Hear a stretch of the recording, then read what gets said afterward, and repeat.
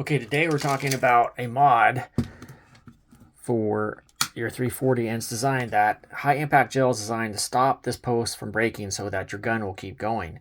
I've had my first three all broke because the post broke here at around 13 to 1500 shots. So far it's holding in there. It's got over 200 shots and my gel is still hanging on there.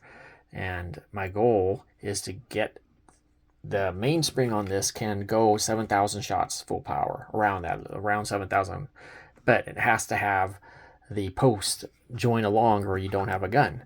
I had to transfer my original slide that had 7,000 shots till the spring set, meaning that it didn't have any power. I had to transfer it to three different mainframes. So remember, there's a slide and the mainframe.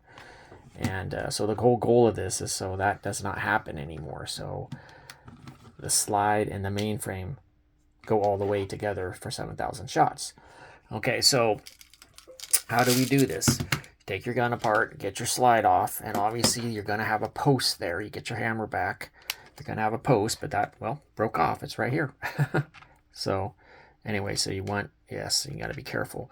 For the glue, we're going to use Gorilla Gel, which is great. It is surprisingly, you can put minute drops on there in control. It doesn't run. Please use the gel. You see the gel right there? Don't use the liquid. It'll get all over your gun. You could potentially lose your gun. So definitely the gel is the way to go. And so the way to use this, if you haven't used the gel, is that you tap it to get it, you get it up into the applicator. And then, then on this post, you're going to get a drop on the bottom and towards the middle, and then put your cutout of your high impact gel. And let's go ahead and get to that.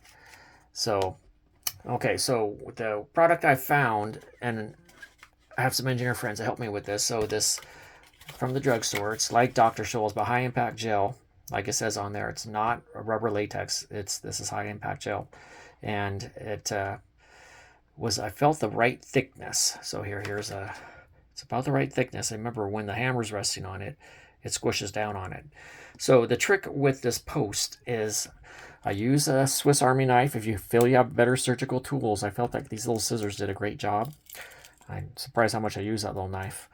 But when you put it on there, after you put your Gorilla Glue on there, and just 2 or 3 small dabs, and remember you want to have this shorter than the top and slightly inside that metal because of the squish factor. I know I'm getting technical there, but the squish factor, meaning when your hammer's on it, it's going to squish down on it, and you don't want it sticking out too much out of the top or off the sides because your slide potentially will rip it off. So I was very careful with mine to make sure that the slide has not ripped it off. So just be careful with that. Remember, there is that squish factor here. Let me get the bigger one again, where the hammer's resting on and squishes out from the sides. And as long as you make sure to get it smaller than the top and just inside the sides, you shouldn't have any problems. So now this this is an experiment, and I don't know if it's going to work, and I'm not going to actually push this current 340, which I'm having such a grand time with everything I've showed in the previous videos, Umarex BBs, tactical lubing.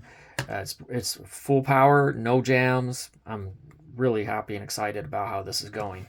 So now let's go over taking the gun apart and putting it back together, because I know people are going to have questions about that.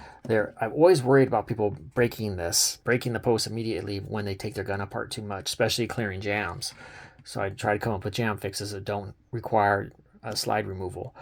But so here's the spring stop. So that actually holds your mainspring, and then the spike here on your post mates to it. Okay, so just make sure that when you're putting your gun back together, keep an eye on that, because sometimes when you take it apart, that part in back here can get, well, like a cockeye, just like that. And you don't just force it, because that is a great way to immediately break the post on your gun and break the gun. Again, that's why I don't really believe in removing the slide to deal with basic misfeeds, or BBs getting loose in the gun. But so just make sure they're lined up, make sure it's not hitting here or here, and it's going in right there. So anyway, so we'll see how this works. It could be a while till I get to 1,000 or more shots. I'll know. I have over 200 on this guy so far.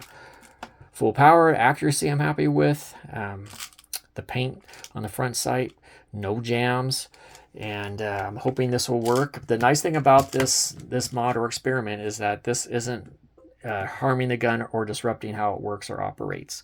So it's up to you if you want to do that. I am determined to get this thing to 7,000 shots, but it takes two to tango. It's kind of like a marriage. You have the slide and you have the mainframe, but it's two separate parts.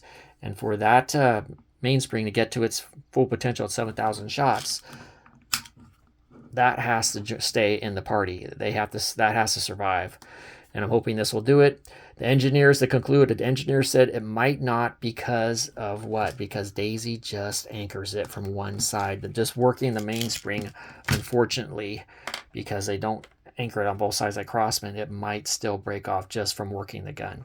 But I'm going to try. So they said, hey, try it. Getting hit by the hammer is not going to help it. Definitely try to see if this destroys the shock delivered by the hammers and see if it works. So that's what I'm doing. All right. Thank you.